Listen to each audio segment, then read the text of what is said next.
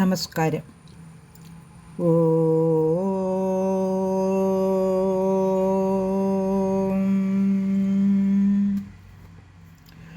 ഓ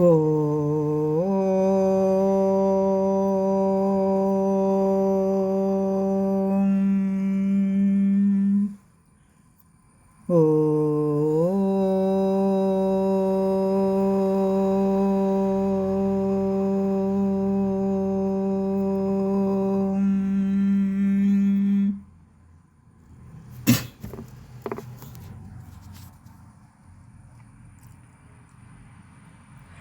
ശ്രീമദ് വാൽമീകി രാമായണം ധ്യാന ശ്ലോകങ്ങൾ.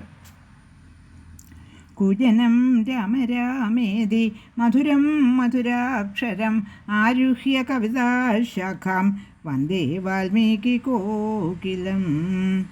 രാമായ രാമഭദ്രായ രാമചന്ദ്രായ വേധസേ രഘുനാഥായ നാഥായ സീതായ പതേ നമഃ.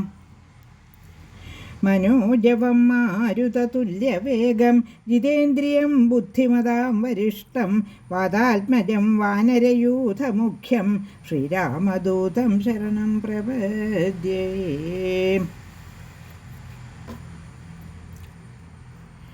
ഏകാശീതിതമ സർഗ 81 സർഗത്തിലെ 1 മുതൽ 8 വരെയുള്ള ശ്ലോകങ്ങൾ ചൊല്ലിയിരുന്നു. ഇന്ന് 9 തുടങ്ങി 16 വരെയുള്ള ശ്ലോകങ്ങൾ ചൊല്ലാം. ശ്ലോകം 9. തഥാ തസ്മിൻ വിലപതി വസിഷ്ഠോ രാജധർമ്മവിദ് സഭാമിക്ഷ്വാകുനാഥസ്യ പ്രവിവേശ മഹായശാഃ. ശാതകുംഭമയീം രമ്യാം മണിഹേമസമാകുലാം സുധർമാമിവ ധർമാത്മാ സഗണപ്രത്യപദ്യത. സകാഞ്ചനമയം പീഠം സ്വസ്ത്യാസ്തരണസംവൃതം അധ്യാസ്തസർവവേദജ്ഞോ ദൂതാനനുശാസ ച. ബ്രാഹ്മണാൻ ക്ഷത്രിയാൻ യോധാൻ അമാത്യാൻ ഗണവല്ലഭാൻ ക്ഷിപ്രമാനയതാവ്യഗ്ര കൃത്യമാത്യയികം ഹിനഃ. സ്വരാജപുത്രം ശത്രുഘ്നം ഭരതം ച യശസ്വിനം യുധാജിതം സുമന്ത്രം ച യേ ച തത്ര ഹിതാ ജനാഃ.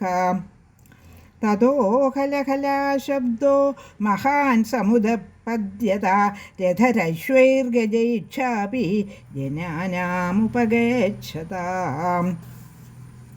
തതോ ഭരതമായാന്താം ശതക്രതുമിവാപരാഃ പ്രത്യനന്ദൻ പ്രകൃതയോ യഥാ ദശരഥം തഥാ.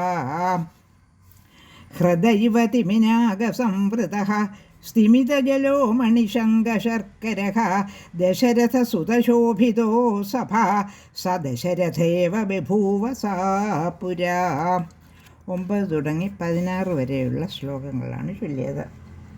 ഇനി ഓരോ ശ്ലോകത്തിൻ്റെയും അർത്ഥമൊന്ന് നോക്കാം. ഇപ്പോൾ ഭരത ശത്രുഘ്നന്മാർ ഒരു മഹാസഭ അവിടെ വിളിച്ചു കൂട്ടിയിരിക്കുകയാണ്. പ്രദേശവാസികളും മന്ത്രിമാരും മറ്റ് ഉന്നതരായ ആളുകളെല്ലാം അവിടെ ആ സഭയിൽ ഇപ്പോഴുണ്ട്. വനത്തിലേക്ക് യാത്ര തിരിക്കാൻ തയ്യാറായിരിക്കുകയാണ് എല്ലാവരും. പക്ഷേ ഇപ്പോഴും ഭരതൻ അച്ഛനെ ചൊല്ലിയുള്ള വിലാപം നിർത്തിയിട്ടില്ല. അച്ഛൻ്റെ ഓരോ ഗുണഗണങ്ങൾ പറഞ്ഞിപ്പോഴും വിലപിച്ചു കൊണ്ടിരിക്കുകയാണ് ഭരതൻ. അപ്പോൾ വസിഷ്ഠ മഹാമുനി സഭയിൽ പ്രവേശിക്കുന്ന ഭാഗമാണ് ഇനി വായിക്കേണ്ടത്. ശ്ലോകം 9. തഥാ തസ്മിൻ വിലപതി വസിഷ്ഠോ രാജധർമ്മവിദ് സഭാമിക്ഷ്വാകുനാഥസ്യ പ്രവിവേശ മഹായശാഃ. ഭരതൻ ഇങ്ങനെ വിലപിക്കുമ്പോൾ മഹായശസ്വിയും രാജധർമ്മജ്ഞനുമായ വസിഷ്ഠ മഹാമുനി ഇക്ഷ്വാകു രാജസഭയിൽ പ്രവേശിച്ചു. ശ്ലോകം 10. ശാതകുംഭമയീം രമ്യാം മണിഹേമസമാകുലാം സുധർമാമിവ ധർമാത്മാ സഗണപ്രത്യപദ്യത. ശ്ലോകം 10 അർത്ഥം സ്വർണമയവും മഹാരത്നശോഭിതവും ഇന്ദ്രസഭ പോലെ മനോഹരവുമായ സഭയിലേക്ക് ധർമാത്മാവായ അദ്ദേഹം പരിവാരങ്ങളോടുകൂടി കടന്നു ചെന്നു. ശ്ലോകം 11 സകാഞ്ചനമയം പീഠം സ്വസ്ത്യാസ്തരണസംവൃതം അധ്യാസ്തസർവവേദജ്ഞോ ദൂതാനനുശാസ ച. ശ്ലോകം 11 അർത്ഥം സ്വസ്തിക ചിഹ്നമുള്ള വിരിപ്പോടുകൂടിയ കാഞ്ചന പീഠത്തിലിരുന്ന് സർവവേദജ്ഞനായ അദ്ദേഹം ദൂതന്മാരോട് ഇപ്രകാരം ആജ്ഞയരുളി. ശ്ലോകം 12 ബ്രാഹ്മണാൻ ക്ഷത്രിയാൻ യോധാൻ അമാത്യാൻ ഗണവല്ലഭാൻ ക്ഷിപ്രമാനയതാവ്യഗ്ര കൃത്യമാത്യയികം ഹിനഃ.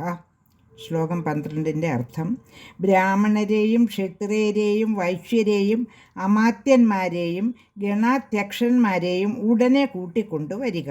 നമുക്കുടനെ ചെയ്യേണ്ടതായ കർത്തവ്യമുണ്ട്. ശ്ലോകം 13 സരാജപുത്രം ശത്രുഘ്നം ഭരതം ജയശസ്വിനം യുധാജിതം സുമന്ത്രം ച യേ ച തത്ര ഹിതാ ജനാഃ. ശ്ലോകം 13 അർത്ഥം അവശ്യം സന്നിഹിതരായിരിക്കേണ്ട യശസ്വിയായ ഭരതനെയും ശത്രുഘ്നെയും യുധാജിത്തിനെയും സുമന്ത്രനെയും ഉടനെ കൂട്ടിക്കൊണ്ടുവരിക. ശ്ലോകം 14 തതോ ഹലഹലാശബ്ദോ മഹാൻ സമുദപദ്യത രഥൈരശ്വൈർഗജൈക്ഷാപി ജനാനാമുപഗച്ഛതാം. ശ്ലോകം 14 അർത്ഥം അതിനുശേഷം രഥങ്ങളിലും കുതിരകളിന്മേലും ആനപ്പുറത്തുമായി എത്തിച്ചേരുന്ന ജനങ്ങളുടെ കോലാഹലം അവിടെ മുഴങ്ങി. ശ്ലോകം 15 തതോ ഭരതമായാന്താം ശതക്രതുമിവാമരാഹ പ്രത്യനന്ദൻ പ്രകൃതയോ യഥാ ദശരഥം തഥാ. ശ്ലോകം 15 അർത്ഥം ആ നേരത്ത് വന്നു ചേരുന്ന ഭരതനെ ദേവകൾ ഇന്ദ്രനെ എന്ന പോലെയും ജനങ്ങൾ ദശരഥ മഹാരാജാവിനെ എന്ന പോലെയും വാഴ്ത്തി. 81 സർഗത്തിലെ അവസാനത്തെ ശ്ലോകം 16 ശ്ലോകം ഹൃദൈവതിമിനാഗസംവൃതഃ സ്തിമിതജലോ മണിശംഖശർക്കരഃ ദശരഥസുതശോഭിതോ സഭാ സദശരഥേവ ബഭൂവ സാ പുരാ. ശ്ലോകം 16 അർത്ഥം തിമി, നാഗം, രത്നം, ശംഖം, ശില എന്നിവയാർന്ന ഒരു ഹൃദം പോലെ ദശരഥസുതനാൽ ദശരഥനോടു കൂടിയതെന്ന പോലെ ആ സഭ ശോഭിച്ചു. ലോകാ സമസ്ത സുഖിനോ ഭവന്തു.